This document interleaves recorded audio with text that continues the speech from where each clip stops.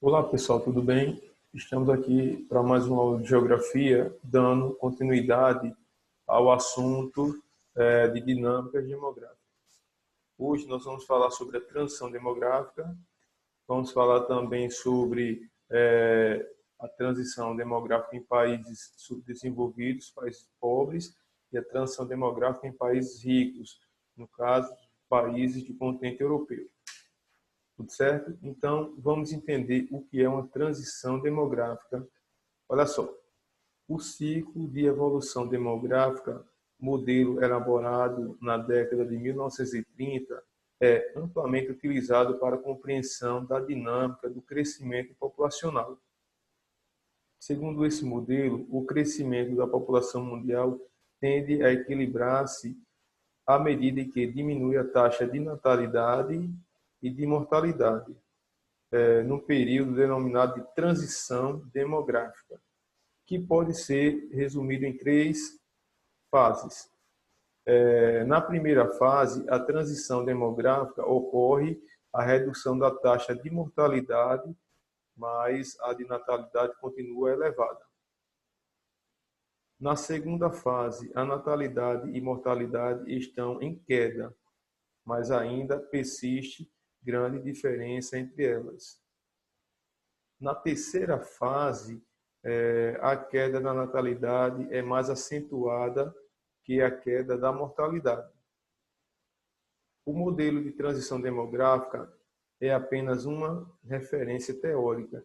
No entanto, as transformações demográficas ocorridas no mundo ao longo dos séculos XIX e século XX parecem reforçar a ideia geral que sustenta o modelo.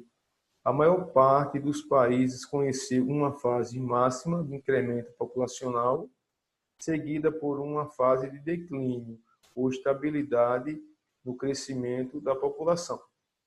Bom, pessoal, deu para entender o que é uma transição demográfica.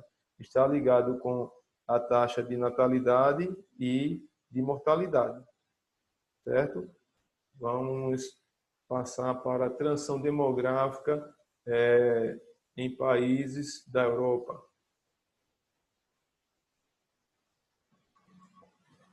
Olha só, apesar do surto demográfico que marcou o início da Idade Moderna na Europa, foi somente no século XIX que a população dos países europeus atingiu o ponto máximo do seu crescimento vegetativo. Pessoal, conceito, crescimento vegetativo, é a diferença entre a taxa de natalidade e mortalidade. Quando a taxa de natalidade é superior à taxa de mortalidade, o crescimento vegetativo é positivo. Quando a taxa de mortalidade é superior à de natalidade, o crescimento vegetativo é negativo. Então, entendido aí o conceito de crescimento vegetativo? Bom, então, vamos seguir. Então, no continente europeu, o crescimento vegetativo estava entre 1,0% a 1,5% ano, resultando principalmente, pessoal, na queda generalizada da taxa de mortalidade, marcando a primeira fase da transição. Enquanto a indústria crescia, a Europa se urbanizava rapidamente. A fome e a escassez de alimentos eram praticamente eliminadas do continente. A produtividade da agricultura aumentava, ampliando a oferta de alimentos e liberando mão de obra para atividades urbanas. Só lembrando, pessoal, urbanização é o processo de crescimento das cidades decorrente ao êxodo rural. A cidade cresce economicamente, socialmente e economicamente, certo? Então, boa parte da população do continente europeu migrou da zona rural para a zona urbana. Isso fez com que ocorresse um grande crescimento populacional nessas cidades do continente europeu. Mas vamos lá. Além disso, novos hábitos de higiene individual e política que passaram a fazer parte do cotidiano das cidades contribuíram para a melhoria das condições sanitárias, limitando a proliferação de epidemias. Pessoal, condições sanitárias é muito importante, fez com que muitas doenças diminuíssem sua incidência na população, nas cidades onde foram adotadas. Por exemplo, rede de esgotos. Existe, no passado, as primeiras cidades não tinham rede de esgotos, não tinha nem banheiros, por incrível que pareça. Certo? Então, a população viu que ficava, muitas vezes, certo? Boa parte ficava doente, e depois viram que era por condições sanitárias. Depois que alguém percebeu, fizeram rede de esgotos e também banheiros, viram que diminuiu muito o número de infectados. Então, a população começou a aprender a utilizar, certo, alguns elementos básicos, como o uso do sabão, que foi decisivo para a queda da mortalidade, que hoje o sabão está sendo tão importante na atual conjuntura em relação à pandemia do vírus. Então, o sabão é uma grande arma para contrapor, por enquanto, esse vírus, enquanto não chega a vacina. Então, no passado, o sabão já foi muito utilizado, pessoal, e conseguiu diminuir muito a mortalidade. Certo? Então, a disseminação do sabão foi decisivo para a queda da mortalidade. As condições sanitárias gerais se tornou a vida urbana mais saudável. Certo? Também teve a implementação de redes de abastecimento de água e de esgotos, que melhorou as condições sanitárias. Foi o que eu falei, né? As cidades não tinham rede de esgotos. Então, a Europa começou a trabalhar esses segmentos, água encanada, rede de esgotos, sabão. Isso foi radical para o número, para a queda do número de mortalidade. Também ocorreu, pessoal, o avanço na área da medicina. Também foram importantes para a diminuição da taxa de mortalidade. Os hospitais passaram a adotar novas regras de higiene, asepsia. Além disso, a anestesia começava a ser utilizada, aumentando a sobrevivência dos pacientes operados. Observe que já começou uma revolução na Europa em relação aos avanços da medicina. Como resultado do aumento da natalidade e o declínio da mortalidade, houve uma aceleração do crescimento natural da população na maioria dos países europeus. Em 1750, a população da Europa era de aproximadamente 140 milhões. Em 1840, o continente já contava com 270 milhões de habitantes. Olha só, essas medidas que nós falamos agora, o uso de sabão, certo? Abastecimento de água, rede de esgotos, condições sanitárias mais eficientes, fez com que a população do continente europeu diminuísse o número de mortalidade.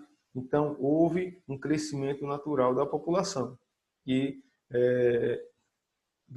praticamente dobrou em pouco tempo, tá certo? Bom, na segunda fase, o início, nas últimas décadas do século XIX, quando a taxa de natalidade começava a declinar na maioria das regiões da Europa, a ocorrida transição demográfica se completou na segunda metade do século XX.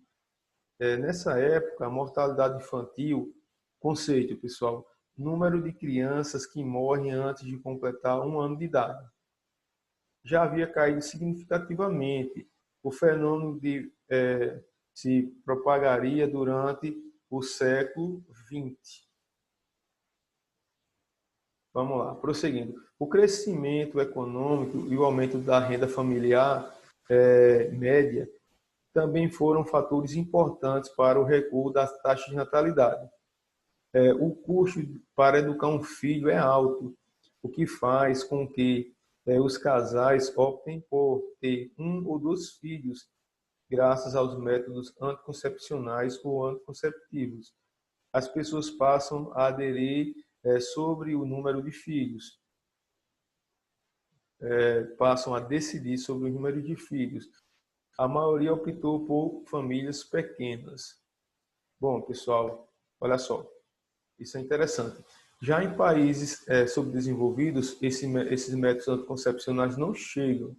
E também a questão da capacidade, da informação que a população tem de fazer um planejamento familiar. No continente europeu, os casais tinham conhecimentos e tinham mecanismos para controlar o número de filhos. Certo? Hoje, o continente europeu, você vai encontrar países onde essas taxas, o índice de reposição populacional é muito baixo, é inferior a um filho por casal. Isso faz com que a população tenha uma grande redução, que no futuro é um problema. Aliás, na atualidade já está se tornando um problema para os países europeus, porque a população está envelhecendo, está saindo do mercado de trabalho e não tem jovens suficientes para ocupar aqueles cargos, aquelas vagas. Então, a Europa necessita de mão de obra imigrante e eles incentivam os casais a terem o maior número de filhos, de 2, 3, 4 filhos, para ocorrer a reposição populacional. Não é bom uma população muito numerosa e também não é bom uma população muito reduzida. Na verdade, a economia e o crescimento populacional têm que caminhar juntos. Tem que ser feito o planejamento familiar, coisa que nos países subdesenvolvidos, países pobres, não ocorre. Tá certo? É exatamente isso que a gente vai falar agora, a transição demográfica em países pobres. Vamos lá. A taxa de mortalidade começaram a cair nos países pobres a partir da segunda metade do século XX. A difusão de métodos de novos medicamentos, vacinas em massa, controle do crescimento crescente das epidemias, difteria, tifo, malária, principalmente, entre outras, chegaram finalmente à maior parte dessa região, deflagrando uma revolução médico-sanitária. Bom, prosseguindo, a queda na mortalidade provocou grande crescimento demográfico, que ficou conhecido como explosão demográfica. Estou me referindo a países pobres, países subdesenvolvidos. O aumento populacional foi numericamente superior ao crescimento ocorrido no século XIX na Europa. Em alguns países da África subsaariana, que é a parte mais pobre da África, por exemplo, a população chegou a aumentar 20 vezes na segunda metade do século XX. Por aí você vê a diferença do crescimento demográfico em países desenvolvidos e países subdesenvolvidos. Bom, pessoal, agora nós vamos falar sobre a teoria neomalthusiana. Preste atenção, é interessante. Na década de 1960, o auge do crescimento populacional mundial, as velhas teorias malthusianas foram retomadas e o neomalthusianismo recebeu o apoio de alguns setores da sociedade. Segundo essa teoria, o alto crescimento demográfico seria uma das principais causas da generalização da pobreza em regiões subdesenvolvidas. O aumento descontrolado do número de pessoas atrapalharia o desenvolvimento dos estados pobres, Estado-nação, países pobres, desviando recursos para investimentos não produtivos, como creches e escolas, e criando relação desfavorável entre o número de pessoas em idade de trabalho e o total de habitantes. Logo, o controle de natalidade seria a resposta para o desenvolvimento, segundo Malthus. Na década seguinte, essa visão da dinâmica demográfica ganhou adeptos oriundos dos movimentos ambientalistas. De acordo com eles, o acelerado crescimento demográfico resultaria em pressão sobre os recursos naturais, em especial nos ecossistemas tropicais e equatoriais, representando assim sério risco para o futuro do planeta. Entretanto, o padrão de produção e consumo dos países ricos, cuja população parou de crescer, tem impacto muito mais dramático sobre o ambiente. Os países desenvolvidos apresentam cerca de 16% da população mundial, mas consomem grande parte dos recursos naturais disponíveis e estão entre as nações que mais poluem. Vamos analisar aqui. Bom, pessoal, na década seguinte, na década de 70, outros adeptos entraram nessa questão demográfica. Por exemplo, os ambientalistas, falando que se a população continuasse crescendo rápido, ia esgotar os recursos, principalmente nos ecossistemas tropicais e equatoriais. Claro, um aumento da população, é lógico que vai aumentar o consumo, vai aumentar o desperdício e a poluição. Vamos precisar de mais água, de mais minérios, mais alimentos. Então, isso pode esgotar a produção do planeta. E muitos no futuro podem morrer de fome, na miséria extrema, ou em conflitos, ou em guerras. E outra coisa interessante é que apenas 16% da população mundial, que corresponde aos países desenvolvidos, consome grande parte dos recursos naturais. Esses países são considerados mais poluentes, que são, em sua maioria, muito industrializados. Bom, retomando aqui, pessoal, apesar dos preconceitos religiosos, em muitos casos, a ineficiência dos programas de planejamento familiar, todas as grandes regiões pobres do mundo apresentam diminuição da taxa de natalidade e, consequentemente, do ritmo de incremento demográfico nas últimas décadas. A modernização da economia, a urbanização, o aumento da instrução da população contribuem para a diminuição da taxa de natalidade nas regiões desenvolvidas do globo. Os dados comprovam no mundo todo que, à medida que o aumento do nível de escolarização, principalmente nas mulheres, aumenta o acesso às informações, aos meios de controle e decisão sobre a própria vida, diminuindo a taxa de fertilidade e, consequentemente, o crescimento populacional. Claro, se você tem conhecimento, você planeja o número de filhos. Só que isso é mais fácil de ocorrer em países desenvolvidos. Lembrando que nos países desenvolvidos a população tem mais acesso às informações. Entre as populações urbanas de baixa renda, cada filho a mais representa gastos extras, principalmente com alimentação, até que ele ingresse no mercado de trabalho. Nas cidades, a intenção de controlar a fecundidade os meios para fazer esse controle difunde-se rapidamente, diminuindo as taxas de natalidade, como vem ocorrendo na América Latina desde a década de 1970.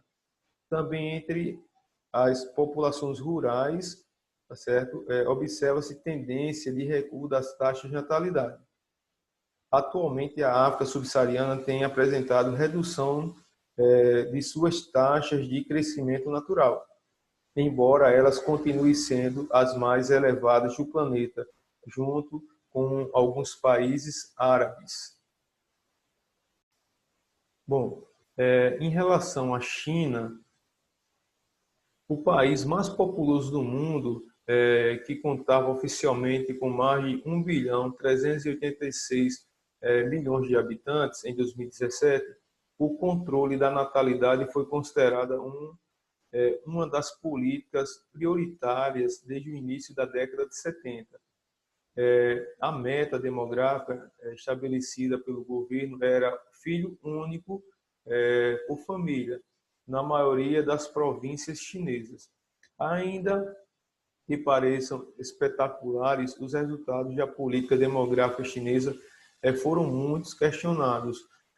Estima-se que, para evitar represálias, pelo menos 200 milhões de nascimentos não foram declarados desde essa política demográfica foi implementada. Além disso, a política chinesa do filho único resultou na disparidade de nascimentos entre os sexos. Muitas mães optam pelo aborto quando sabem que estão esperando uma menina, pois a cultura chinesa valoriza o filho homem, cabendo a ele sustentar os pais da velhice. Bom, pessoal, uma parte muito interessante e não muito legal da China durante essa política do filho único, a China praticava muitos abortos e também infanticídio, principalmente as meninas, que eles valorizam o filho homem, porque no futuro sustenta os pais e é força de trabalho para desenvolver o país. Só que o que ocorreu? Os direitos humanos falavam bastante sobre a China por conta do número de infanticídios. Crianças mortas, meninas mortas. Geralmente eles jogavam na rua, certo? Então era cena chocante. Mas a China já fez a prática do infanticídio.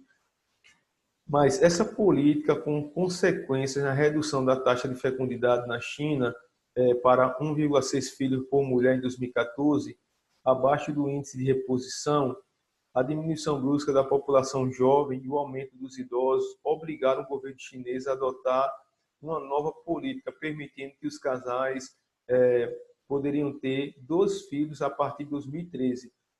Entendam. Pessoal, preste atenção aí que pode ser uma questão de Enem. A partir de 2013, a China abandonou a política do filho único. Por quê? A população estava envelhecendo, tem a questão de mais homens que mulheres, e se a população está envelhecendo, saindo do mercado de trabalho, eu tenho que ter uma quantidade de jovens igual para assumir aquele serviço. Senão, a economia pode não suportar e entrar em colapso. Por isso que a China, em 2013, abandonou a política do filho único. Certo? Novas políticas também terão de ser abandonadas para suprir a necessidade da população envelhecida. Bom, e na Índia, o segundo gigante demográfico do planeta, com mais de 1 bilhão e 300 milhões de habitantes em 2017. As previsões indicam que será o país mais populoso do mundo. Esse país também encontramos grande desigualdade entre os sexos. A população masculina é superior à população feminina, em 50 milhões, visto que há uma profunda desvalorização, certo? Aliás, é uma profunda valorização do filho homem na sociedade indiana. Bom, pessoal, e para finalizar, observem esses gráficos. Porcentagem da população mundial por grande região. Observe que na Europa, certo, o que acontece? A população, o crescimento está diminuindo.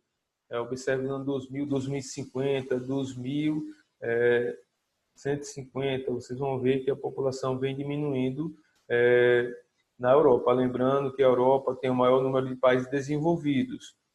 Quando você passa para a América do Norte, Estados Unidos, Canadá, são os países desenvolvidos, observe que também há uma queda na população. Já quando você pega a América Latina, que os países são subdesenvolvidos, a África e a Ásia, observe que a tendência ainda é de crescimento.